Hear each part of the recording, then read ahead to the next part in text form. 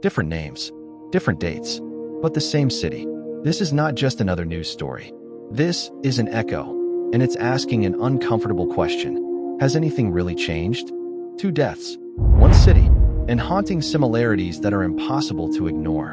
In 2020, George Floyd, an African-American man, was killed during a police arrest. In 2026, Renee Nicole Good, a 37-year-old woman, was shot and killed during an encounter with federal agents. Different agencies, different methods, but in both cases, the outcome was the same.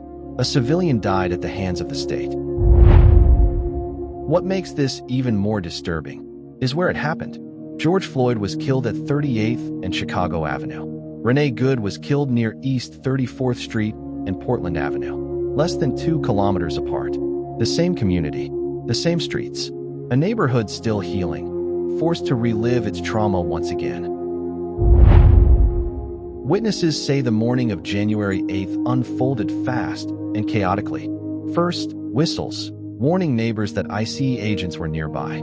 Then, Renee Good's vehicle was boxed in by multiple federal officers. One agent approached the driver's side door. The SUV moved, first backward, then forward.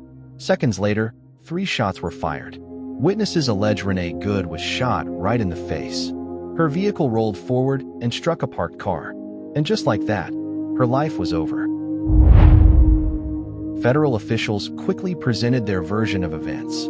They described the shooting as a response to a life-threatening encounter. Homeland Security Secretary Kristi Noem called it an act of domestic terrorism, accusing Renee Good of using her vehicle as a weapon. A DHS spokesperson went further, labeling her a violent rioter who tried to kill law enforcement officers. In this version of the story, the shooting was justified.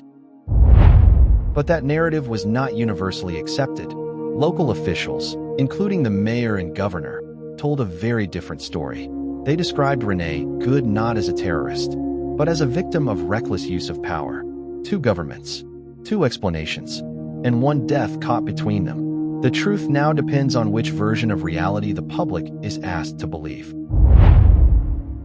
As officials debated, something else began to surface. Videos, recorded by ordinary people, shared across social media. These videos appear to support witness accounts, raising serious questions about how the incident unfolded. In a digital age, the public is no longer forced to accept a single official version of events. In the days that followed, Minneapolis responded the only way it knows how. People filled the streets. Candles lit the night. Thousands gathered where Renee Good died, not in anger alone, but in grief, solidarity, and defiance. They were not just mourning a woman. They were asking a question that still has no answer. How many times must the same community suffer before accountability finally arrives? Thanks for watching.